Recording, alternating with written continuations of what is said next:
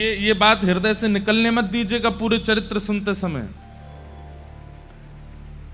कि श्री चैतन्य महाप्रभु श्री कृष्ण हैं और श्री कृष्ण अपनी ही प्रेम लक्षणा भक्ति अपने स्वरूप अपने माधुर्य का ही अनुभव करने के लिए आए हैं। भाई कुर्सी इनकी जरूरत है क्या? आगे धर दो, सब ऐसे ही बैठ जाएंगे, कोई जरूरत नहीं। पूतना आई नहीं भैया नहीं है, वो कुर्सी है पूतना। कथा में जो विक्षेप हो वो पूतना है। क्या बता रहा था मैं? क्या बता रहे थे हम? हाँ, तो ये बात आपको चित्त से निकलने नहीं देनी है कि श्री चैतन्य महाप्रभु अपने ही रस, अपने ही रूप, अपनी ही माधुर्य, अपने ही प्रेम का आस्वादन करने के लिए श्री कृष्ण ही आए हैं। ऐसो कहा है मेरे रूप में, ऐसो कहा है मेरे नाम स्मरण में, ऐसो कहा है मेरे विरह में। जो ये ब्रजवासी विरह चुनते हैं, मुझे नहीं। क्यों? मथुरा कोई दूर थोड़ी था वृंदावन से। गोपियां चाहती तो दिन में 6 बार चली जाती, लेकिन नहीं आती। विरह को चुनती हैं। रुदन मंजूर है, व्याकुलता मंजूर है, लेकिन कृष्ण दर्शन के लिए मथुरा नहीं जा सकती। ठाकुर जी को तब से ही मन में यह बात है कि ऐसा क्या है इस विरह में, ऐसा क्या है इस व्याकुलता में। हुआ तो मेरी वजह से ही, पर ऐसा क्या है कि मुझसे भी अधिक प्रिय मेरा स्मरण हो गया। उसका आस्वादन करने के लिए श्री कृष्ण चैतन्य रूप में ठाकुर जी प्रकट हुए। और कल हम लोगों ने सुना, मेरे तो चित्त से वो भाव जा ही नहीं रहे हैं। हृदय भी किशोरी जी का है और कांति भी किशोरी जी की है, बस आए कृष्ण हैं। महाप्रभु जी का प्रादुर्भाव हुआ। बहुत विस्तृत चरित्र है महाप्रभु जी का। हम तो रात में 3 बजे तक पढ़ते हैं, पर सुबह उठते ही पढ़ने लगते हैं, ढूंढते हैं जहां जहां यत्र तत्र जो जो भाव मिलते हैं। क्योंकि कुछ भी इधर उधर बोल देंगे तो फिर संप्रदाय वाले हमको छोड़ेंगे नहीं, इसलिए हमको थोड़ा सोच समझ के निकालने पड़ते हैं। ये पहले नहीं थे ये संप्रदायों के ऐसी लड़ाई झगड़े आपस में, अब हो गए हैं, इसलिए सावधान होना पड़ता है। भाव तो केवल प्रेम का प्रादुर्भाव होना चाहिए किसी के भी चित्त में, आपके भाव से, आपकी वाणी से। आज हमने जो पद गाया, भैया ने कहा कि ये पद गाइए। मेरा मन था कि आज हम कोई वर्षा का पद गावें, पर आपने तुरंत बोले नहीं, मैं तो पहले ये वाला पद सोच के रखा। तो हमने राग वर्षा का लिया और पद गाया। तो मानो ऐसा लगा कि श्री ठाकुर जी ही किशोरी जी से कह रहे हैं कि आप ही मेरी सरदार हो, आप ही मेरी स्वामिनी हो, आप ही कृपा करके मुझे राधा भाव विहित करके भेजिए पृथ्वी पर। और श्री ठाकुर जी कृष्ण चैतन्य रूप में प्रकट हुए हैं। एक मीराबाई ने बहुत सुंदर पद गाया। अभी हमारा ऐसा भाव है कि अगर आज जहां तक पहुंचेगी, फिर आगे का चरित्र, पहले तो मन में सोचा कि फिर क्या करें, श्रीमद् वल्लभाचार्य जी का चरित्र भी कहना। तो फिर मन में ऐसा भाव आया कि चरित्र पूरा कर चलेंगे चैतन्य महाप्रभु का ही। अगर समय मिलेगा तो अंतिम दिन वल्लभाचार्य जी का चरित्र थोड़ा कहेंगे। मीराबाई कहती हैं, जब चैतन्य महाप्रभु का दर्शन करती हैं, उसके बाद उनका भाव, अब तो हरि नाम लो लागी, अब तो हरि नाम लो लागी, सब जग को यह माखन चोरा, नाम धरो बैरागी। सबरी गोपीन को माखन चोरी कियो द्वापर में, और अब बैरागी बन के आ गए यहाँ पे। कृष्ण चैतन्य को देख करके मीराबाई गा रही हैं। पहले तो कैसे इनकी नटखट लीला, और आज देखो कैसे विरक्त भाव में बैठे हैं। और कहां छोड़ी वह मोहन मुरली, कहां छोड़ी सब गोपी, मूड मुड़ाए डोर कट बांधी, माथे मोहन टोपी, अब तो हरि नाम लो लागी। मीराबाई पहचान गई कि साक्षात कृष्ण है।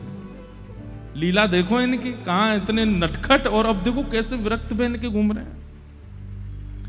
मात जसोमती माखन कारण, बांध्यो जाके पांव, श्याम किशोर भय नव गौरा, चैतन्य जाको नाम, अब तो हरि नाम लो लागे। पीतांबर को भाव दिखावे, कटी को पीन कासे। पीतांबर को हमें भाव दिखावे। गौर कृष्ण की दासी मीरा, गौर कृष्ण की दासी मीरा, रसना कृष्ण बसे, अब तो हरि नाम लो लागे, अब तो हरि नाम लो लागे। ऐसे ठाकुर जी कितना सुंदर भाव लेकर के और कृष्ण चैतन्य बन करके आए। कल हम लोगों ने आचार्य वाणी से बधाई भी गाई थी। अब ये देखो, सरस माधुरी कुंज को सरस कुंज को देखिए आप लोग। यहां सारे आचार्यों की बधाई मनाई जाती है, यहां पर संप्रदायवाद नहीं चलता। अरे हम लोग सबसे पहली बात तो मानव एक नहीं बन पा रहे, पर उसमें भी हिंदू एक नहीं बन पा रहे, उसमें भी जातियों में इतने बटे हुए, और अब ये और नया आ गया है कि संप्रदायों में और बट गए कि ये बड़े वाले हैं, ये छोटे वाले हैं, ये सहचरी वाले हैं, ये मंजरी वाले हैं, ये पार्षद वाले हैं। क्यों कर रहे हैं हम लोग ये सब? कहां सब कह रहे हैं एक हो जाओ, एक हो जाओ, और हम भक्तों में भी ये विभाजन चल रहा है कि ये अलग है, ये अलग है। हमारे मंच से हमारी कथा सुनने वाले सबको पता है, हमने किसी संप्रदाय को कभी भी ये नहीं कहा कि ये उचित नहीं है। हमें लगता है कि इसीलिए हमारा सरस कुंज से पुराना नाता है, क्योंकि यहां भी आचार्य चरण सारे संप्रदायों को प्रणाम करते हैं। अरे भैया, अब हलवाई की दुकान पर अनेक प्रकार के मिष्ठान बने हैं, अपनी जिह्वा को जिससे सुख मिले वो पान करो। अब इसमें ये थोड़ी है कि कलाकंद ज्यादा बढ़िया है, रसगुल्ला ज्यादा बढ़िया। ठीक है, कभी कभी एक बढ़िया ज्यादा होती है, पर फिर भी कभी कभी बदलते रहना चाहिए। कई लोग होते हैं उनको एक ही चीज बढ़िया लगती है, वो खुद भी बोरिंग होते हैं, उनके संग वाले भी बोरिंग होते हैं। गलत मत लेना ना भैया, कान पकड़ के क्षमा। मतलब उनको रसगुल्ला ही खिलाते रहो, बस रसगुल्ला ही रसगुल्ला चाहिए, रसगुल्ला। अरे भाई, कलाकंद चक्के तो देखो, घेवर खाके तो देखो, रसमलाई देखो तो सही कैसी बनी है। नहीं नहीं, हमको तो बस रसगुल्ला दे दो। और फिर वो जान भी नहीं पाते कि इन सब मिष्ठानों का स्वाद कैसा। इसलिए सब आचार्यों को प्रणाम करो, सबके भाव सुनो, सब में आनंदित हो जाओ। चैतन्य महाप्रभु प्रकट हुए और सच्ची माता के पूज्य पिताजी आए और आकर के लाला का नक्षत्र आदि देख करके नाम रखा विश्वंभर। क्या नाम रखा? विश्वंभर नाम रखा। लेकिन विश्वंभर तो नाम हुआ, लेकिन आपका जब जन्म हुआ था तब वहां नीम का वृक्ष था, और जब तक नामकरण नहीं हुआ तब तक माताएं बहनें कुछ ना कुछ नाम रख ही देती हैं बालक का। इसलिए नीम वृक्ष के पास जन्म हुआ तो सब गांव के लोग आपको निमाई कह करके पुकारने लगे, और आपका बाल्य भाव में नाम निमाई हो गया। तो निमाई भी नाम है, विश्वंभर भी नाम है, लेकिन आप इतने गोरे थे इसलिए सब लोग आपको गौरांग कहते थे। गोरा अंग जिसका है वो गौरांग। गौर भी कहते, गौरांग भी कहते, गौरचंद्र भी कहते, क्योंकि जब इनका जन्म हुआ तब पूर्णिमा थी। अरे हमारे आचार्य चरण गौड़िया वैष्णव परंपरा के तो लिखते हैं बंगला भाषा में है। मैं इसलिए अब ये अब कभी चैतन्य चरित्र अगर आप गौड़ियाओं से सुनेंगे तो बंगला भाषा के वो उनकी जो श्लोक भाव होते हैं वो सुनाएंगे भी तो और आनंद आएगा। हमसे बोलने नहीं आते इतने। वे कहते हैं कि जब गौर चंद्र प्रकट हुए तो ग्रहण क्यों पड़ा? बोले चंद्रमा ने इसलिए स्वयं को राहु की ओट में छुपा लिया। बोले जब एक चंद्र पृथ्वी पर आ गए तो मेरा क्या काम? जब एक चंद्र का प्रादुर्भाव हो ही गया है तो फिर हम किसका? इसलिए ग्रहण पड़ा। अब वो संसार के लिए ग्रहण था, लेकिन अंतरंग भाव तो ये था। इसलिए कोई गौर कहता है, कोई गौरांग कहता है, कोई गौरचंद्र कहता है, कोई गौर हरि कहता है। ऐसे हमारे चैतन्य निमाई, आपने 10 दिन तक मैया का दुग्ध पान नहीं किया। कथा सुनिएगा, 10 दिन तक दुग्ध पान नहीं किया। खूब प्रयास किए, खूब हंसते हैं, खेलते हैं, देखते हैं, लेकिन दुग्ध पान नहीं। अब बालक दुग्ध पान ना करे कैसे हो? तब अद्वैताचार्य जी, जिनका कल हम लोग सुन रहे थे, जिन्होंने 1.25 लाख तुलसी रोज चढ़ाते थे गंगा जी में, उनको बुलवाया गया। बोले कि एक बड़ी पीड़ा है। बोले बालक दूध नहीं पीता। तो श्री अद्वैताचार्य जी गोद में लेकर के बैठे हैं, तो मानसी में ही कृष्ण चैतन्य चित्त में गए और चित्त में जाकर के बोले, हे श्री अद्वैताचार्य जी, क्या बात है? बोले कि आप दुग्ध पान क्यों नहीं कर रहे हो? तो ठाकुर कृष्ण चैतन्य बोलते हैं, मैं नाम प्रचार करने के लिए और कृष्ण प्रेम लक्षणा भक्ति प्रचार के लिए आया हूं। बोले तो आपने हमारी माताजी को मंत्र दीक्षा तो प्रदान कर दी, पर नाम दीक्षा नहीं दी अभी। पहले इनको नाम सुनाओ, और जब इनके चित्त में नाम जाएगा और वह नाम जाकर के इनके चित्त को, इनके वक्ष को पवित्र करेगा, तब हम उसका पान करेंगे। तब नाम दीक्षा प्रदान की, हरे कृष्ण कृष्ण कृष्ण हरे हरे, हरे राम राम राम हरे हरे। और उसके बाद श्री गौरांग दुग्ध पान करते हैं। दुनिया के बच्चों को खेल खिलौना दिए जाते हैं, तब वो खेलते हैं, लेकिन गौरांग तो केवल हरि बोल हरि बोल हरि बोल। कोई बोल दे, कितने भी रो रहे हों, कितने भी सो रहे हों, कितनी भी किसी कार्य में किसी की गोद में हो, दूर कोई गोद में लेकर के आपको लेके नाच रहा है, लेकिन तभी कोई इधर की तरफ से चिल्ला दे हरि बोल, तुरंत आप मुड़ करके देखने लगते हैं और हरि बोल नाम सुनते ही आपके मुख में प्रसन्नता आ जाती है। तो इसलिए कि भैया सच्ची मैया का लाला केवल हरि बोल से ही खुश होता है, तो लाइन लगती पूरे मायापुर के लोगों की, सब लाला को देखने के लिए आते और सब हरि बोल ही बोलते, क्योंकि उसी से ही प्रसन्न होते थे। कहां तक कहें, सच्ची मैया जब लाला सो जाते ना तो सबसे कहती मनी मन हरि बोल लो, क्योंकि जोर से बोलोगे तुरंत उठ जाएगा। इतना नाम के प्रति आपको प्रेम हो गया। ऐसे हमारे श्री चैतन्य प्रकट हुए। धीरे धीरे आप जब बड़े होने लगे, हम तो चैतन्य चरित्र जब पढ़ रहे थे तो ठाकुर जी का अनुभव हो रहा था कि जैसे मानो कृष्ण लीला सुन रहे हो। देखो ये भी सुनने आए हैं, इधर देखो इधर देखो।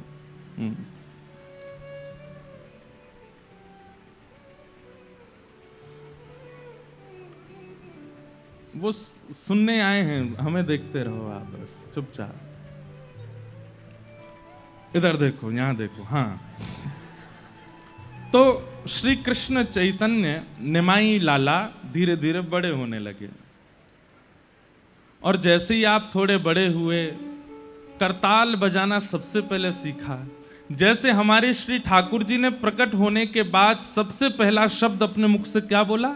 गैया। ऐसे ही श्री निमाई लाला ने सबसे पहला शब्द हरि बोल, सबसे तुतला के बोलते हैं हली बोल, सबसे पहले हरि बोल शब्द का उच्चारण किया है मुख से।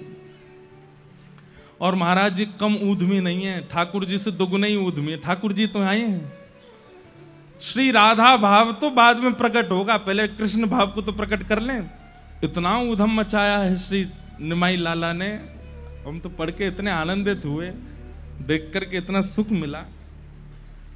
तो माता और पिताजी को कभी कभी कई अद्भुत अनुभव होते थे। पहला अनुभव, पुष्प की सुगंधी आने लगती थी अनायास ही घर में। आसपास कोई वृक्ष नहीं है, कोई पौधा नहीं है, कोई पुष्प नहीं है, फिर कहां से सुगंधी आती?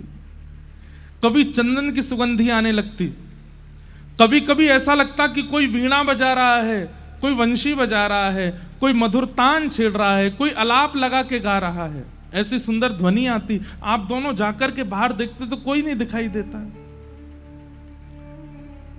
और एक दिन तो आश्चर्य हुआ, जैसे ही निमाई लाला 1 वर्ष के आसपास के भय, मैया उंगली पकड़वा करके जैसे ही चलाना शुरू करती है और धीरे धीरे आप जैसे ही चलने लगे तो मैया की उंगली छोड़ करके जब स्वयं संभल करके चलने लगे तो मैया क्या सुनती है कि ये पग धरते हैं और बिना पायल की छम छम छम आवाज आती है, नूपुरों की ध्वनि सुनाई देती है।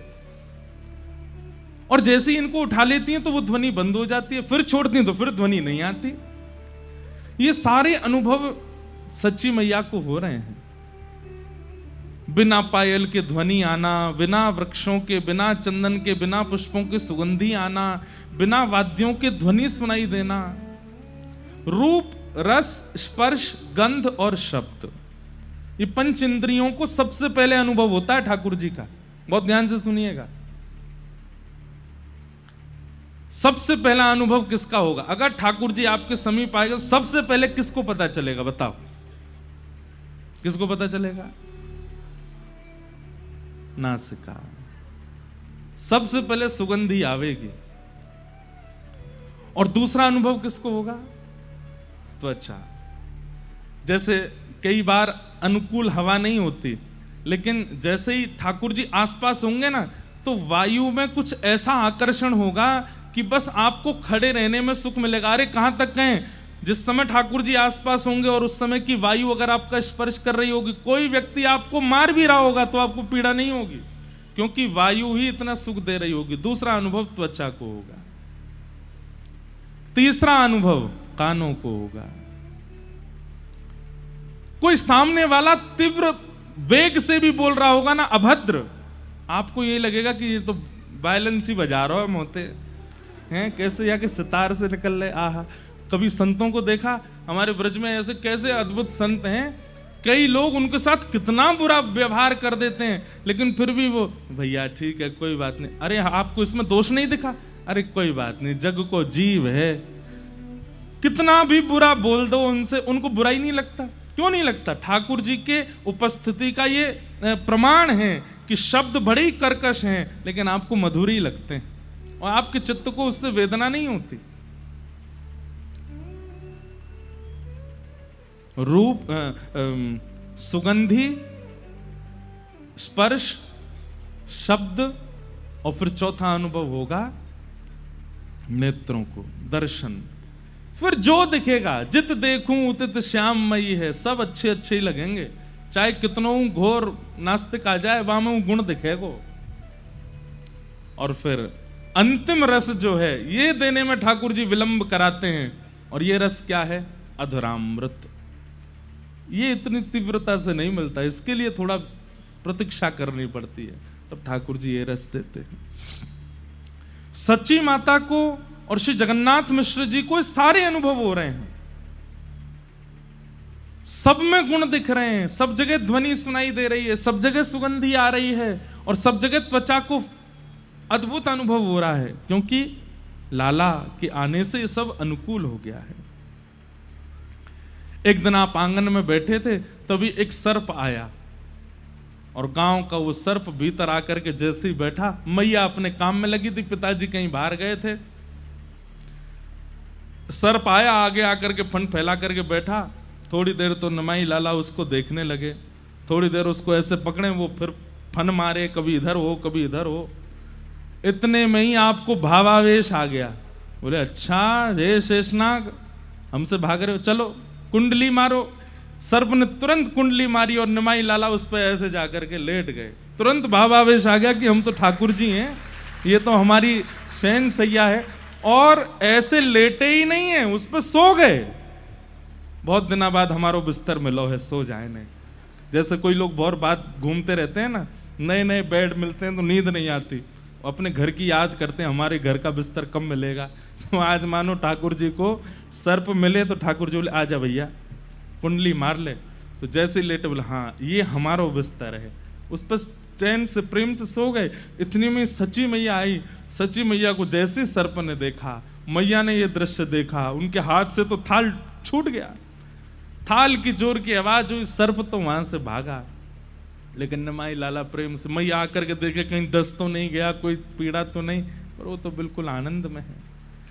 मतलब आपको चैतन्य चरित्र में एक चीज का अनुभव होगा, ये भक्त भी हैं, ये भगवान भी हैं और ये विरही भी हैं, तीनों।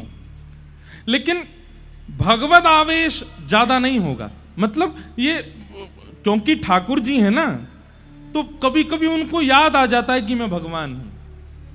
अभी आगे सुनेंगे, कभी षडभुज हो जाएंगे, कभी चतुर्भुज हो जाएंगे, फिर दोबारा अपने उन रूपों को विराजमान कर लेंगे, नहीं नहीं मैं तो भक्त हूं। तो राधा भाव भी प्रकट होता है, परमात्मा भाव भी प्रकट होता है, भक्त भाव भी प्रकट होता है, सारे भाव एक साथ हैं।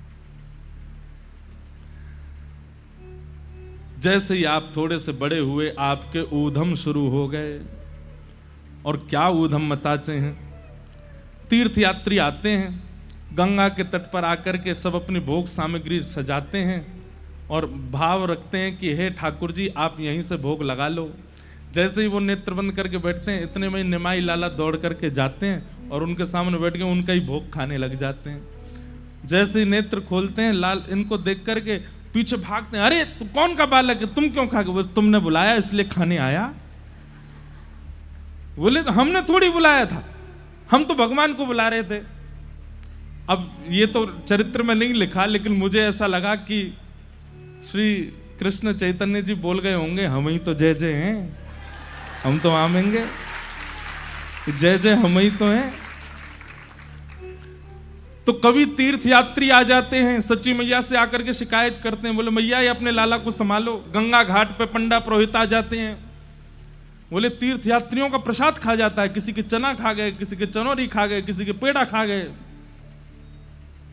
मैया समझाती, बोले लाला घर में कोई कमी, तुम काय को गंगा जी पे जाते हो, वहां जाके क्यों खा जाते हो? अब नहीं खाऊंगा मां। कभी आप जाते हैं और मिट्टी में गंगा जल घोल करके और उससे 12 तिलक लगा लेते हैं और सिर पर तिलक आदि लगा करके सब जगह तिलक आदि अर्प करके और तुरंत बिल्कुल सन्यासियों का सा भेष बना लेते हैं और फिर भिक्षा याटन करते हुए घूमते हैं और सब जगह भिक्षा मांगते मांगते अपने ही द्वार पे आ जाते हैं। अरे मां तेरा भला होगा, भिक्षा दे दो। मैया निकल करके आती है, बोले अरे लाला तू ये कहा करे। ऐसे सब अभिनय करते हैं। कभी मटकी उठा लेते हैं और मटकी उठा करके दोनों तरफ से मटकी बजाते हैं और फिर खूब प्रेम से कीर्तन करते हैं। बताओ अब जो करना पड़ेगा हमें? नहीं नहीं, आप लोगों के लिए है ये। RJ14UH8250 ये जिनकी गाड़ी है, काली इनोवा है। यहां पे ठाकुर जी गौर है कि तुम्हारी गाड़ी अब काली है और अगर थोड़ी देर में आपने अगर नहीं हटाई तो फिर हो सकता है कि जरूर पुलिस वाले इसको काले से गोरा कर देंगे। इसलिए जिनकी ये इनोवा गाड़ी है 8250 काली इनोवा, हम देखेंगे नहीं, आपको चुपचाप उठ के चले जाओ। हाँ भाई कोई कुछ कहना नहीं, जाओ हटा लो। लो भाई।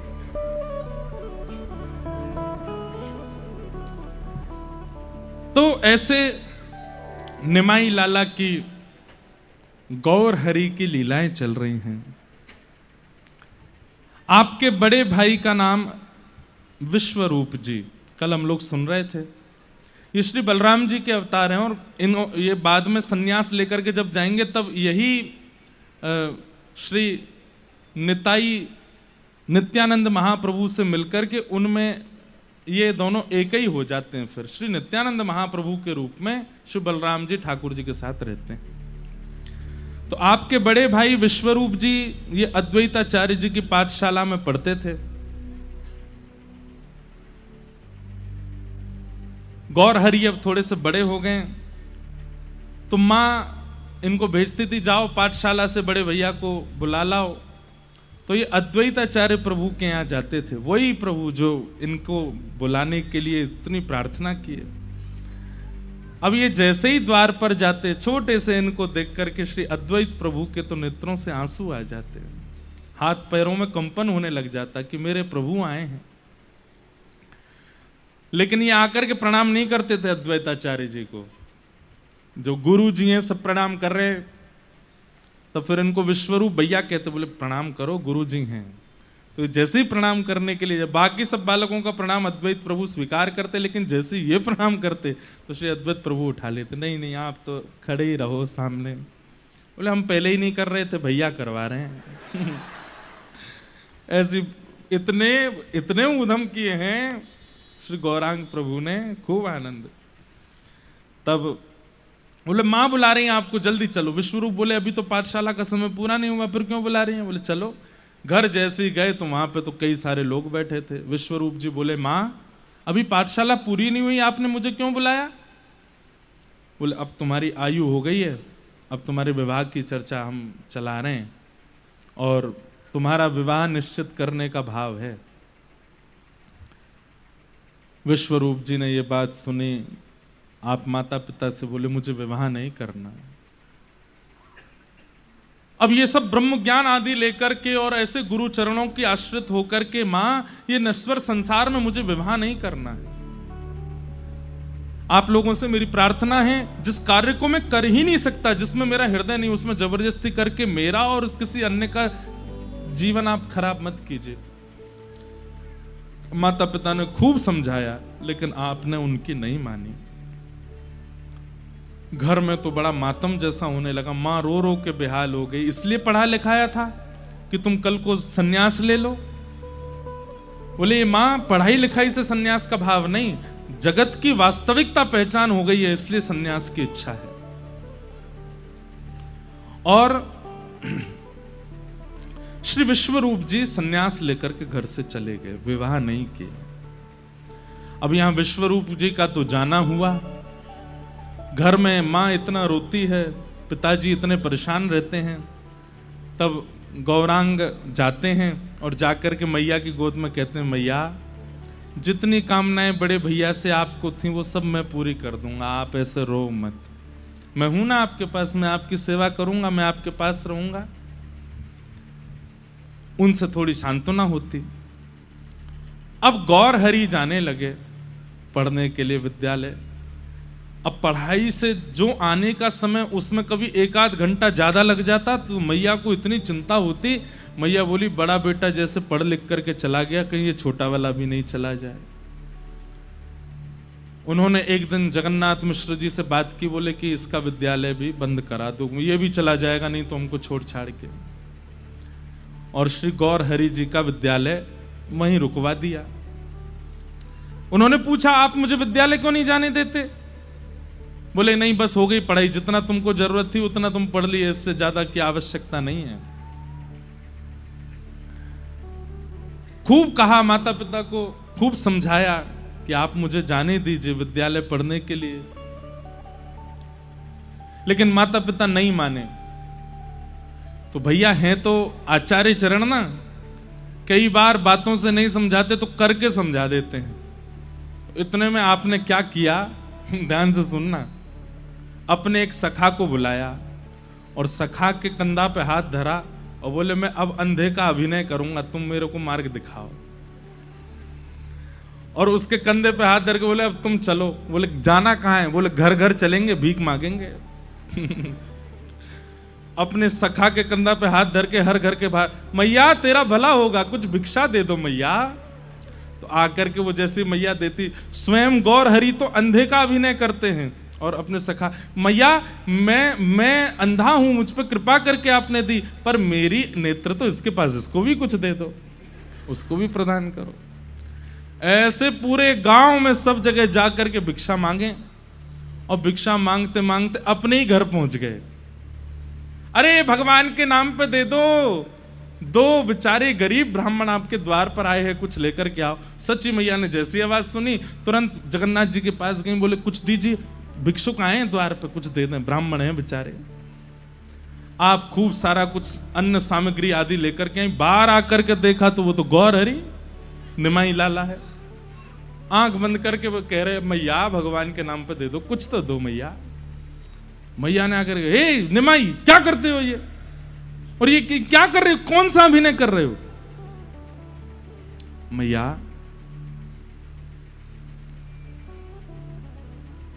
ब्राह्मण भिक्षा कब मांगता है? बोले कब मांगता है? जब उसको अध्ययन से दूर कर दिया जाए। पढ़ेगा नहीं, लिखेगा नहीं, ज्ञान अर्जन करेगा नहीं तो ब्राह्मण कुछ और तो कर नहीं सकता। आज की बात नहीं है, पर किसी काल में तो यही था ना कि ब्राह्मण का एक ही अधिकार है, पढ़ना पढ़ाना, यज्ञ करना करवाना, दान देना दान लेना, ये 3 कर्म ब्राह्मण के। आज तो सब कर रहे हैं ब्राह्मण भी। लेकिन श्री गौरांग प्रभु कहते हैं, बोले कि मां ब्राह्मण को भिक्षा मांगने की नौबत कब आती है? जब वो पढ़ता नहीं है। और मेरे साथ वही होने वाला है। मेरे माता पिता ने विद्यालय बंद करा दिया तो मैं पहले ही अभ्यास कर रहा हूं मांगने का। ये बात सुन करके आपकी मैया बोली, अरे लाला ये सब मत करो, तुमको हम विद्यालय भेज देंगे। बोला हाँ मैया अब ठीक है ना, हाँ भाई लाला तू भी जा अपने घर, अब जरूरत नहीं है, जितने के पैसे लिए सबको दे आना वापस, जितनों से भिक्षा ली। और आप पुनः पाठशाला जाने लगे और वहां जाकर के अध्ययन करने लगे, खूब मन लगा करके पढ़े। 11 वर्ष की आयु में श्री गौर हरि जी का यज्ञोपवीत संस्कार हुआ। लेकिन यज्ञोपवीत संस्कार के कुछ दिन बाद ही आपके पूज्य पितृचरण श्री जगन्नाथ दास जी, उनका भगवत धाम गमन हो गया।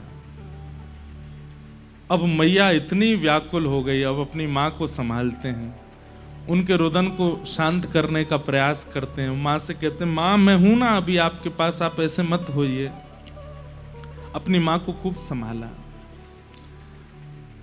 आप इतने विद्वान हो गए पढ़ लिख करके कि न्याय शास्त्र के ऊपर एक अद्भुत ग्रंथ लिख रहे थे। आपके एक पाठशाला में मित्र थे, उनका नाम था श्री रघुनाथ, और वो भी न्याय के विद्यार्थी होने के नाते वो भी एक ग्रंथ लिख रहे थे। रघुनाथ की बड़ी इच्छा थी कि मैं जो ग्रंथ लिखूं वो पूरे विश्व में सर्वव्यापी हो जाए। मैं जिस ग्रंथ का अवलोकन करूं उस ग्रंथ को देख करके सब वाह वाह करने लग जाएं। आप ग्रंथ का निर्माण कर रहे थे तो एक दिन निमाई मतलब अपने गौर हरि जी के बगल में बैठ करके आप अपना ग्रंथ उनको दिखाने लगे। तो श्री चैतन्य महाप्रभु ग्रंथ देखने लगे और बड़े प्रसन्न हो रहे थे। तभी रघुनाथ ने कहा तुम्हारे बगल में जो ये किताब रखी है ये क्या है? तो श्री गौर हरि जी बोले मैं भी न्याय पर एक ग्रंथ लिख रहा हूं, ये वो है। अच्छा मुझे दिखाओ। तो जैसे ही रघुनाथ ने वो ग्रंथ देखा, ग्रंथ के पहले पृष्ठ को पढ़ते ही उसको अपना पूरा ग्रंथ सूक्ष्म लगने लगा, रोने लगा, दुखी हो गया बेचारा। गौर हरि बोले आप इतने परेशान क्यों हो गए? मेरा ग्रंथ पढ़ के अच्छा नहीं है? बोले नहीं, मैं तुमको छुपाना नहीं चाहता, मैं सत्य बताऊं तो मैं ऐसा ग्रंथ लिखना चाह रहा था जो कोई और लिख ही नहीं सके, पूरे विश्व में मेरे ग्रंथ की ख्याति हो जाए। पर तुम्हारा ग्रंथ पढ़ करके तो मुझे अपने ग्रंथ बहुत सूक्ष्म लग रहा है। ये सुनते ही अपने मित्र के नेत्रों में आंसू देखते ही श्री चैतन्य अपना ग्रंथ उठाते हैं और जाकर के गंगा जी में प्रवाहित कर देते हैं। बोले मेरे ग्रंथ को गंगा जी में रहने दो, तुम अपने ग्रंथ को अवलोकन करो, उसका खूब श्रेष्ठ बनाओ। ये दया भावना देख करके इनके जो मित्र रघुनाथ थे वो बहुत रोए, हृदय से लगा लिया। तुम कितने करुणा है तुम्हारी चित्त में,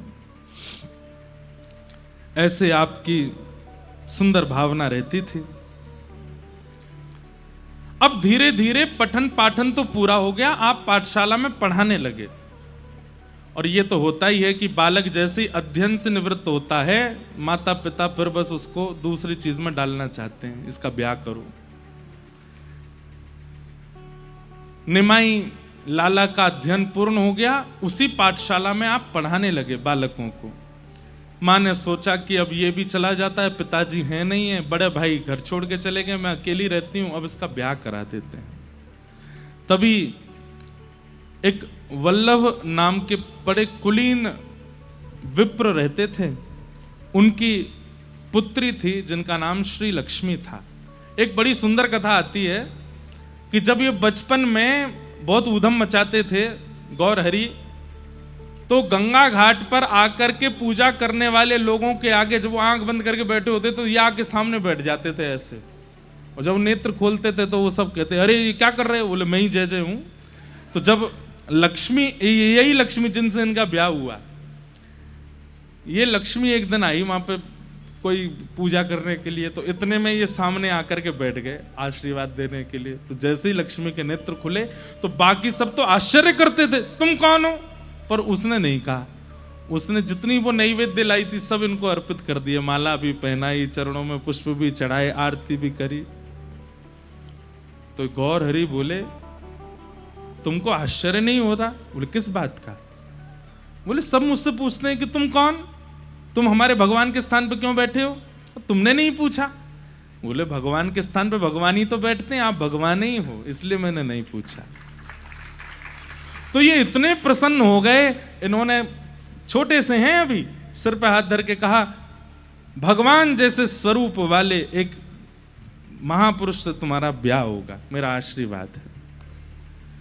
आशीर्वाद देते थे। एक जगह तो ऐसा भी वर्णन है, जो घर के बालक पूजा पाठ नहीं करते थे उनके घर पे जाके शाप और देते थे उनको, तू बड़ा होगा तेरी पत्नी देखियो एक आंख से नहीं दिखेगा उसको, क्यों? तू पूजन ही नहीं करता, भजन नहीं करता। बड़ी सुंदर लीला है श्री गौर हरि की। तो आज उन्हीं श्री वल्लभ जो ब्राह्मण थे उनकी कन्या श्री लक्ष्मी के साथ आपका विवाह हुआ। पहले ही हम आपको एक बात स्पष्ट कर दें, महाप्रभु जी के 2 विवाहों का वर्णन आता है।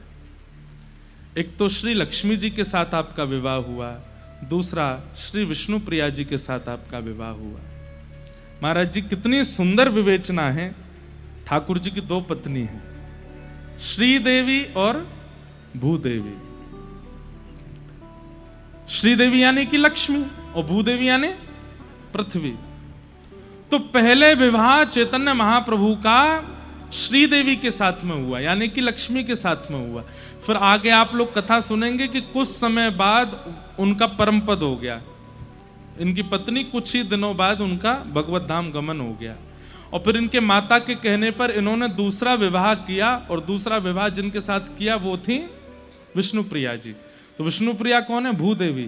तो आचार्य चरण इतना सुंदर वर्णन करते हैं, बोले ठाकुर जी ने पहले श्रीदेवी से ब्याह किया, माने लक्ष्मी से ब्याह किया, और जब ठाकुर जी को लगा कि अब हमारी सामान्य लीला विश्राम होगी, अब हमारी विरह लीला प्रकट होगी, और विरह लीला को श्रीदेवी संभाल नहीं पाएगी।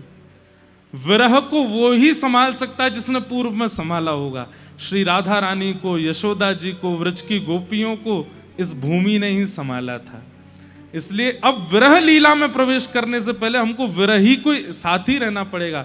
इसलिए भूदेवी श्री विष्णु प्रिया जी के साथ में दोबारा ब्याह हुआ।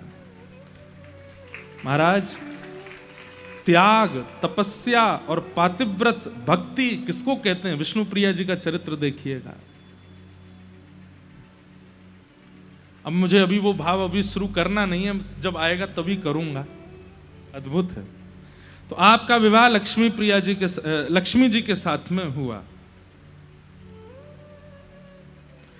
कहते हैं ब्याह हो गया, लेकिन अभी भी इनके ऊधम बंद नहीं हुए।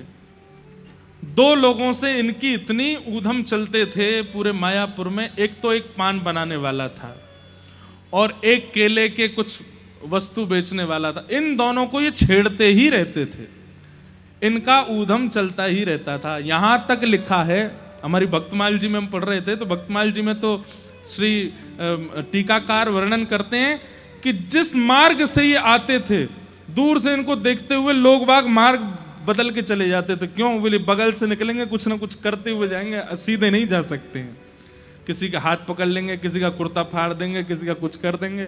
हैं इतने विद्वान, तो लोग बाग इनको देख करके प्रार्थना करते थे, हे प्रभु आपने हमारे निमाई लाला को, गौर हरि को इतना बड़ा पंडित तो बना दिया, इसको थोड़ा थोड़ा इनको गंभीर भी बना दो।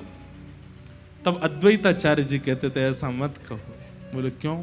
बोले जिस दिन ये गंभीर होंगे उस दिन पूरा विश्व गंभीर हो जाएगा। इसलिए इनका ये आनंद। अच्छा, एक चीज देखी गई है, आप शायद अनुभव करते हो, जो व्यक्ति बहुत हंसता खेलता है ना, बहुत आनंद में रहता है, सबके जिस सभा में जाता है खुश कर देता है सबको, किसी भी बात पर उसके पास में ऐसे शब्द होते हैं कि सब खुश हो जाएं, दूसरों को छेड़ता है, हंसाता है, उसके जीवन में एक समय तो आता है कि वो थोड़ा सा, उस समय दूसरों को भी पीड़ा होती कि इतना हंसता खेलता व्यक्ति इतना शांत क्यों हो गया।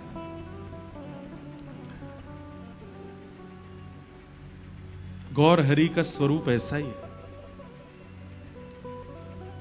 आप आज भी ब्याह हो गया तो कई लोग टोकते थे इनको, बोले अरे गौर हरि अब तुम बड़े हो गए हो, तुम्हारा ब्याह हो गया है, अब तो कम से कम उधम मत किया करो। लेकिन ये नहीं मानते थे, फिर भी उधम करते थे, खूब आनंद करते थे।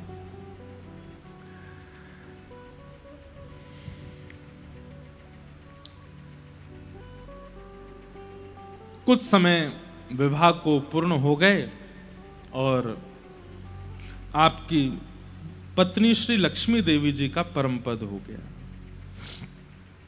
भगवत विरह में उनका परम पद जब हुआ तो आप बहुत व्याकुल हो गए, लेकिन आप मनी मन जानते थे कि यह होना था, क्योंकि अब जब मैं विरह भाव में प्रवेश करूंगा तो मेरी स्थिति देख करके इनका परम पद होता, तब मुझे ज्यादा पीड़ा होती। ये मेरी स्थिति सह नहीं पाती, इसलिए इनका जाना आवश्यक था। मां बहुत व्याकुल होने लगी, बड़ा बेटा भी चला गया, पतिदेव भी चले गए, बहू आई, बहू भी चली गई। गौर हरि हृदय से लगाते बोले ना मां, सब मंगल होगा, आप चिंता मत करो, सब मंगल में होगा। तभी मायापुर में एक सनातन मिश्र नाम के ब्राह्मण रहते थे, उनकी कन्या जिनका नाम था विष्णुप्रिया। ये विष्णुप्रिया जी महाप्रभु चैतन्य से 10 वर्ष छोटी थी, और ऐसा वर्णन करते हैं कि जब इनका जन्म हुआ तब महाप्रभु चैतन्य कितने वर्ष के थे? 10 साल के। तो उनका तो काम ही यही था कि मायापुर में कोई भी बालक जन्म लेता था, सबसे पहले बधाई गायन करने के लिए यही जाते अपनी टोली लेके। जैसे ही सनातन मिश्र के यहां पर लाली ने जन्म लिया, घंटे घड़ियाल बजने लगे, सब लोग बधाई बधाई कहने लगे। ये गंगा जी के तट पर अपने सखाओं के साथ बैठे थे, तभी इन्हें सुना ये आवाज कहां से आ रही है। बोले अरे एक सनातन मिश्र हैं, उनके यहां लाली हुई है। आप सब सखाओं के साथ दौड़ करके गए। आप गए तो इसलिए थे कि चना चनौरी मिलेंगे खाने को, आप गए तो इसलिए थे कि मेवा बाटी कुछ मिलेगी। और जैसे एक छोटा बालक जन्म लेता, थोड़े बड़े बालक होते हैं, बड़े उसको आश्चर्यजनक होकर के देखते हैं, ये कैसे हाथ हिला रहा है, ये कैसे चरण हिला रहा है। तो छोटे से महाप्रभु जी 10 वर्ष की अवस्था में गए, और सनातन मिश्र जी ने जब इन बालकों को देखा तो उनको सबको भीतर बुलाया और पलना के पास लेकर बोले ये रही लाली। तो चारों तरफ खड़े होकर के सब बालक देख रहे थे, कोई ताली बजा रहा है, कोई चुटकी बजा रहा है, लाली को खिला रहे। चैतन्य महाप्रभु अपने होने वाली बहू को ही खिला रहे। सोचो, आचार्य चरण कहते हैं, बोले रामावतार में सीता जी का जन्म जनकपुरी में और श्री राघव जी का जन्म अयोध्या में, कृष्णावतार में किशोरी जी का जन्म बरसाने में और लाला का जन्म गोकुल में। लेकिन चैतन्य महाप्रभु के अवतार के समय महाप्रभु जी का जन्म भी मायापुर में और श्री विष्णुप्रिया जी का जन्म भी मायापुर में। सीता जी के तो पता नहीं बधाई में राम जी गए थे कि नहीं, पर किशोरी जी की बधाई में तो गए थे। 1 साल के लाला गए थे, मैया इन्हीं कोई न्यौछावर कर आई थी। पर तब इनके मन में आया कि नहीं, अगली बार जब हम कृष्ण चैतन्य बनकर के आएंगे तब तो हम बधाई गाएंगे। और महाराज नाच नाच करके, ठुमक ठुमक करके अपने सास ससुर के साथ नाचे, खूब आनंद किया। लाली भैया बधाई हो, आनंद भयो। बाद में जब कुछ समय फिर तो आगे लीला पूरी हो गई, आपकी पत्नी का देहावसन भी हो गया, कुछ वर्ष निकल गए। एक दिन माँ ने कहा कि मैंने अब तुमको ब्याह करना है, तो आपने मना किया, नहीं माँ आप ब्याह नहीं करना। बोले मेरे ऊपर विचार करो, बस अपना विचार करोगे। तो आपने कहा ठीक है आज्ञा करो, किससे करना है? बोले एक सनातन मिश्र जी हैं, उनकी लाली से। तो महाप्रभु जी बोले, उस लाली की बधाई गायने में तो मैं ही गया था, वहां तो मैं अपने सखाओं के साथ गया था। बोला हाँ, उन्हीं की लाली से ब्याह करना। और श्री महाप्रभु जी का विष्णु प्रिया जी के साथ में विवाह हुआ, आनंद से ब्याह हुआ।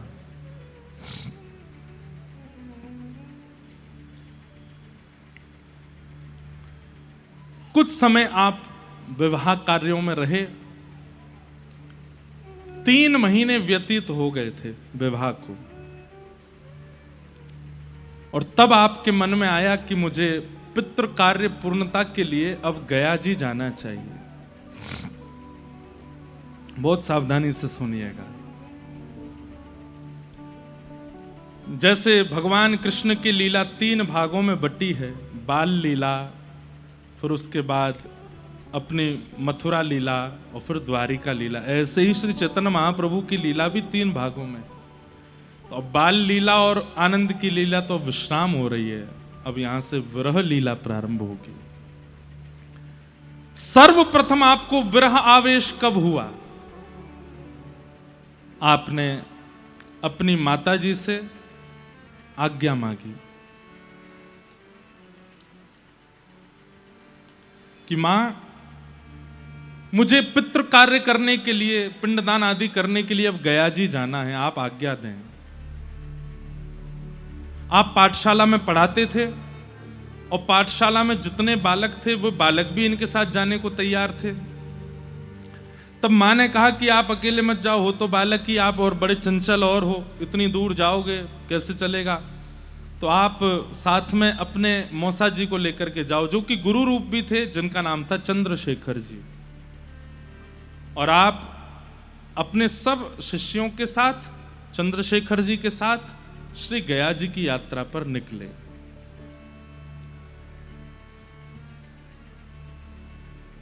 शास्त्र की ऐसी आज्ञा है कि जिस किसी भी स्थान पर जाते हैं वहां की महिमा सुनते हुए जाना चाहिए। आपने शास्त्रों में गया जी की महिमा पढ़ी थी, लेकिन आज सब लोग बैठे थे रास्ते में ही सब सुनते हुए जा रहे हैं, तब आपने कहा गया जी की महिमा क्या है? तब बोले कि एक गयासुर नाम का एक दैत्य था, वो तप कर रहा था। ध्यान से सुनिएगा, वो तप कर रहा था, इतना तप किया, इतना तप किया कि उसके तप से देवताओं को यह लगा कि भाई इंद्र प्रकट हो गए, ब्रह्मा प्रकट हो गए, देवता सब प्रकट होते जा रहे हैं। प्रकट होकर के वो जैसे आंख खोल करके देखता है, प्रणाम करता है और फिर से नेत्र बंद करके तप में बैठ जाता है, कुछ मांगता नहीं है। और तप का ये प्रभाव होता था कि वो जब कुछ मांगता नहीं था तो उसका शरीर बड़ा हो जाता था। इंद्र आदि देवताओं को कुछ समय बाद लगने लगा कहीं ऐसा तो नहीं है तप से इतना विशाल हो जाए कि एक दिन स्वर्ग पर चढ़ाई कर दे। आपने जाकर के सब देवी देवताओं को इकट्ठा किया, सबने आकर के उससे कह दिया भाई कुछ मांगो, लेकिन वो यही कहता कि मुझे कुछ नहीं चाहिए, बस मैं तप करूंगा। अब तो देवताओं को और लगने लगा कि निश्चित ही हम लोगों पर आक्रमण करने के लिए कर रहा है। एक कथा याद आई, हमारे वृंदावन में एक महात्मा थे और ज्यादा पुरानी कथा नहीं है। उन्होंने दीक्षा ग्रहण करने के बाद अपने गुरुदेव से कहा कि गुरुदेव मुझे आज्ञा दीजिए, मैं क्या करूं? तो गुरुदेव ने कहा भांडीर वन चले जाओ। और भांडीर वन सबको पता है ना, भांडीर वन यमुना पार भांडीर वन जाओ और वहां जाकर के जो गुरु ने आपको, हमने जो मंत्र दिया है इसका अखंड माला करो। बोले कब तक करें? और जब तक प्रिया प्रियतम प्रकट ना हो जाए तब तक करो। गुरु जी ने भी ऐसी आज्ञा दी, जो आज्ञा। चले गए और भांडीर वन में एक वृक्ष के नीचे बैठ करके युगल नाम का ऐसा कीर्तन किया, करते करते करते करते करते करते करते कितने महीने बीत गए। और जैसे ही महीने पूर्ण हुए प्रिया जी से देखा नहीं गया। ठाकुर जी से बोली चलो दर्शन देने। और श्री प्रिया प्रियतम दोनों युगल रूप धारण करके उनके सामने प्रकट हो गए। सिर पर हाथ फेरा तो नेत्र खुले, नेत्र खोल करके देखा तो साक्षात श्री प्रियालाल जी सामने खड़े हैं। आपने उनको दंडवत प्रणाम किया। अब हुआ क्या? प्रकट तो हो गए ठाकुर जी, अब प्रकट होकर उनका दर्शन कर रहे हैं। यहां श्री प्रियालाल जी मंद मंद मुस्कुरा रहे हैं और वो बाबा सामने बैठ करके नेत्रों से अश्रु बहा रहे हैं, वो भी मुस्कुरा रहे हैं। 1 घंटा हो गया। ठाकुर जी बोले, श्री जी कहा विचार है? बोले, ये कुछ कहें तो फिर आगे बात हो, कुछ बोल ही नहीं रहे। ठाकुर जी बोले, बाबा कुछ बोले गो? क्या बोले? भैया आपने युगल मंत्र गाया, हम दोनों प्रकट हो गए, तुम बस प्रणाम करके बैठो, कुछ मांगना हो तो बताओ। तो आप करुण भाव से बोले, गुरुदेव ने मांगने के लिए नहीं बोला था, गुरुदेव ने केवल कहा था कि प्रियालाल प्रकट हो जाएं, तब तक तप करना है। आप प्रकट हो गए,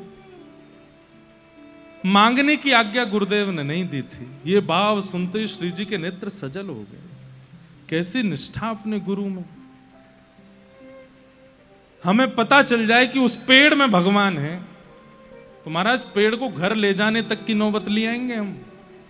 यहां साक्षात ठाकुर जी सामने प्रकट हो गए, लेकिन उनको याद ही नहीं, वो जानते ही नहीं कि मुझे क्या मांगना है। मेरे पास ना बुद्धि है, ना मन है, ना कुछ है, सब गुरु जी हैं। उन्होंने आज्ञा नहीं दी थी कि कुछ मांगो। प्रिया जी बोली, ये इतने श्रेष्ठ शिष्य हैं, इनके गुरु को भी नहीं पता होगा ये। तो लाल जी बोले, अब क्या करें? तो प्रिया जी ने आज्ञा दी, बोले एक काम कीजिए, अपने गुरु जी से पूछ के आओ। प्रियालाल जी आए, क्या मांगू? तो आप दौड़े दौड़े अपने गुरुदेव के पास गए। महीनों बाद गुरु जी ने देखा, दाढ़ी बढ़ गई थी, जटाएं निकरी आई थी, देख के पहचान भी नहीं पाए। कौन हो? बोले कि आपका शिष्य हूं, आपने आज्ञा दी थी भांडीर वन में। अरे मैंने कहा था प्रियालाल जी नहीं आए। बोले प्रियालाल जी आ गए। तो गुरुदेव सुन के आश्चर्य कर, प्रियालाल जी आ गए? हाँ, प्रतीक्षा कर रहे हैं भांडीर वन में और खड़े हैं। बोले क्यों? बोले प्रकट होकर के बोले मांगो। तो मैंने कहा गुरुदेव ने कहा था केवल प्रियालाल जी प्रकट हो जाएं तब तक जप करो, मांगने की आज्ञा आपने नहीं दी थी, तो मैं पूछने आऊं, वो आ गए, क्या मांगूं? गुरुदेव ने हृदय से लगा लिया। बोले धन्य है, मैं धन्य हो गया तुझे पा करके। सच में खड़े हैं? बोले हाँ। गुरुदेव हाथ पकड़ के गए तो देखा तो श्री प्रियालाल जी वहां प्रतीक्षा कर रहे थे, थोड़ी पे हाथ धरे और सामने से शिष्य गुरु को लेकर के आए। गुरुदेव ने प्रणाम किया और बोले अब क्या मांगूं गुरुदेव बताइए? बोले बस ये दोनों राजी रहें, ये दोनों प्रसन्न रहें, यही मांगो और कुछ मत मांगो। भैया ऐसी गुरु निष्ठा होती है। लेकिन यहां पर गयासुर नाम का दैत्य, इसके नाम मांगने के पीछे छल था। क्योंकि जितना तप करते हैं हम जैसे ही उस तप के बदले कुछ मांगते हैं ना, वो तप का सारा पुण्य क्षीण होता है। जैसे आपने एकादशी व्रत किए, अब एकादशी व्रत से प्रसन्न हो गए मानो ठाकुर जी, या फिर कभी आपके जीवन में कोई कष्ट आया तो आपने कहा हे प्रभु मेरे जीवन में मैंने जितनी एकादशी करी सबके फल में मुझको ये जो कष्ट आया इसको दूर कर दो। वो कष्ट दूर हो जाएगा, लेकिन आपके जीवन में जितनी एकादशी का फल था सब नष्ट हो जाएगा। इसलिए पैर छूने की भी मना करते हैं आचार्य चरण। क्यों? हम लोग जितना नाम करते हैं, जितना भजन करते हैं, जितना तप करते हैं, कोई प्रणाम करता है तुरंत वो भार ले जाता है उसका। अब ये पता चल जाने के बाद तो और नहीं मानते लोग। अपनो भजन तो बनना रहो, इनके पाम पकड़ो।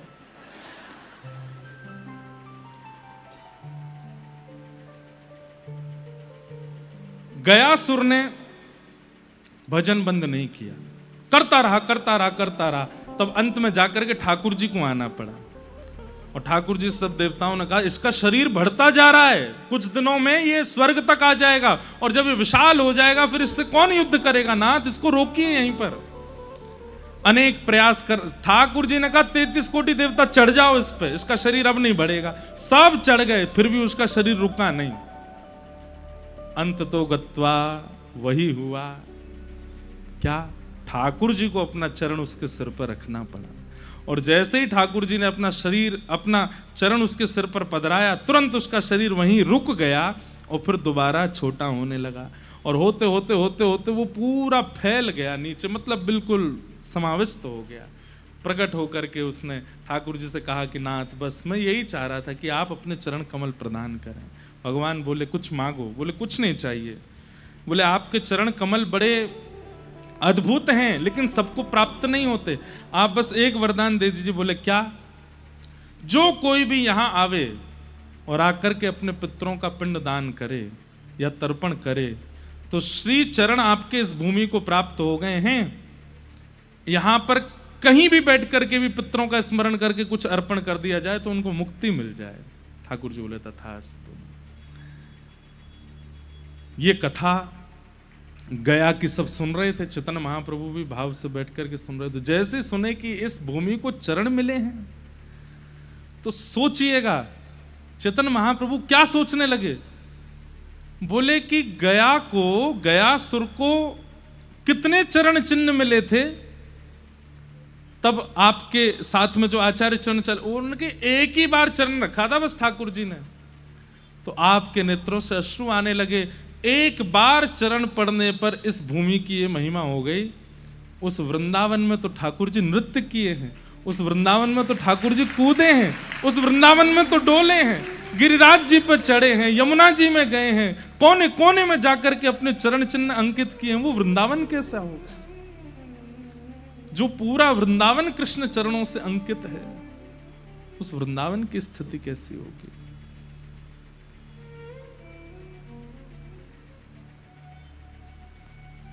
तभी गया जी के मार्ग में ही एक पर्वत था और उसी पर्वत पर भगवान के चरण चिन्ह अंकित थे। आप वहां दर्शन के लिए गए, सब शिष्यगण खड़े थे, साथ में आचार्य चरण भी खड़े थे। पर्दा लगा हुआ है, अभी पुजारी जन कुछ पूजा आदि कर रहे थे और जैसे ही पर्दा हटाया और उस शिला पर जब ठाकुर जी के श्री चरणों का दर्शन किया, चरणों का दर्शन करते ही आपके चित्त में जो श्री राधा भाव था, किशोरी जी जब श्री चरणों के चिन्ह देख करके जैसी हो जाती थी वैसा अनुभव आपको होने लगा। आपके श्री अंग के कंपायमान शुरू होने लगे, नेत्रों से अश्रु प्रवाह होने लगा और आप उन चरण चिन्हों को देख करके हे हरि हे हरि हे हरि हे हरि हे हरि हे हरि कह करके आनंदित हो गए। दौड़ करके गए और चरण चिन्ह को ले लेकर के कभी माथे से लगाएं, कभी अंग से लगावें। बंधुओं, ये पूरी लीला सुनिएगा आगे तक तो मन में ये विचार कीजिएगा, ये स्वयं कृष्ण ही चैतन्य बनकर के आए हैं, बस भाव किशोरी जी का है। जब ठाकुर जी याचना कर रहे थे कि हे श्यामाजू अपना हृदय मुझको दे दीजिए, तब किशोरी जी कहती हैं हंस करके, सह नहीं पाओगे, ये तो मैं थी जो सह गई। ठाकुर जी बोले आप अभी मेरा बल जानते नहीं हो। किशोरी जी बोली मैं सब जानती हूं, मैं फिर भी कह रही हूं आप गिरिराज जी धारण कर सकते हो, आप कंस वध कर सकते हो, आप कुबलिया पीड़ हाथी को उठा सकते हो, लेकिन आपके प्रेम का विरह आप नहीं सहन कर पाओगे। ठाकुर जी बोले मैं कर लूंगा, एक बार दीजिए। तो आज पहली बार चरण दर्शन हुए हैं और चरण दर्शन करते इतने व्याकुल हो गए, विह्वल हो गए, दौड़ करके गए, जाकर के चरण चिन्ह अंकित अंक से भरने लगे। कहां है मेरे श्याम, कहां है मेरे मधुसूदन, कहां है मुरलीधर, कहां है ढूंढने लगे। शरीर कंपायमान होने लगा, नेत्रों से अश्रु अविरल धारा गिरने लगी, नेत्र ऊपर को चढ़ गए और आप ढूंढते ढूंढते ढूंढते गिर पड़े। इतने में ही वहां माधवेंद्रपुरी दास के एक शिष्य ईश्वरपुरी जी विराज रहे थे। उन्होंने जब देखा कि कुछ कोलाहल हो रहा है, लोग चिल्ला रहे हैं, महाप्रभु जी की स्थिति को कोई देख नहीं पा रहा है, लोग दूर खड़े होकर के देख रहे हैं और सबके नेत्रों से अश्रु, शरीर पूरा लाल पड़ गया है। हड्डियां जो ये इनको जॉइंट्स बोलते हैं, जो जहां पकड़ होती है वहां से हड्डियां अलग हो गई हैं, विरह की चरम स्थिति प्रकट हो गई है। छोटे छोटे बच्चे वो क्या जाने कि कैसे संभालना है, कोई पैर मल रहा है, कोई हाथ मल रहा है और आप बस हे हरि हे हरि हे कृष्ण हे कृष्ण हे कृष्ण कहां हो। जैसे गोपियां व्याकुल हुई थी, जैसे किशोरी जी व्याकुल हुई थी, वैसे व्याकुल हो गए। अचानक से आप उठ करके खड़े हो गए, दौड़ने लगे, किस दिशा में है वृंदावन, मैं जाऊंगा श्री कृष्ण के पास, जाकर के उनको अपने अंग में भर लूंगा। और आप जैसे ही उस पर्वत से वृंदावन की ओर दौड़ने लगे, इतने में ही सामने से ईश्वरपुरी जी आ गए। आपने आकर के उनको अंक में भर लिया, आप निकल करके भागने लगे, लेकिन पकड़ लिया और सब बच्चों को बोला जल्दी आओ। सब बच्चों ने आकर के चैतन्य महाप्रभु के हाथ पकड़े, पैर पकड़े और ईश्वरपुरी जी महाराज गाने लगे, प्रणत देहि नाम पाप कर्षणम। बच्चों से बोले गोपी गीत का गान करो। अरे इनके अंदर कृष्ण प्रेम का भाव जागृत हुआ है, गोपी गीत गाओ तभी शांत होंगे। जयति तेधिकं जन्मना ब्रजः श्रयत इंदिरा सस्मदत्रहि दयित दृश्यतां दिक्षु तावक स्त्वयि धृता सब स्वां विचिन्वते। जब सब बालक मिलकर के गोपी गीत का गान करने लगे, आपका स्वर धीमे धीमे शांत हो गया और धीमे धीमे स्वर शांत हुआ और उन बालकों की स्वर लहरी में आप भी गाने लगे, एक विरहणी गोपी बन गए और नेत्र खोल करके कहने लगे, वहां है श्याम सुंदर, वो बैठे हैं वृक्ष के ऊपर। अरे वहां नहीं है, वो तो कोई पक्षी है। अरे उधर बैठे हैं कृष्ण, वहां बैठे हैं। जैसा विरह गोपियों को और श्री किशोरी जी को, वैसा विरह चैतन्य महाप्रभु को होने लगा। थोड़ी देर तो आप शांत रहे, लेकिन जैसे ही गोपी गीत विश्राम हुआ, गोपी गीत के विश्राम होते पुनः भावावेश आ गया, फिर से दौड़ने लगे। तुरंत ईश्वरपुरी जी बोले, बच्चों इसके आगे के श्लोक आते हैं जहां पर ठाकुर जी प्रकट हो जाते हैं, उस श्लोक का गान करो। तुरंत सबने मिलकर के गाया, ताशामाविर्भूत सौरी स्मयमाय मुखाम्भुज। ताशामाविर्भूत सौरी स्मयमाय मुखाम्भुज पीतांबरधर श्रगवी साक्षात मन्मथ मन्मथ। और जैसे ही कहा कि श्याम सुंदर गोपियों के विरह रुदन गीत को सुनकर के पीतांबरी पहन करके प्रकट हो गए हैं, आप दोनों भुजा उठा करके वहीं तमाल वृक्ष का उसके तरफ दौड़ करके गए और मेरे श्याम सुंदर आ गए, हृदय से लगा करके रुदन करने लगे।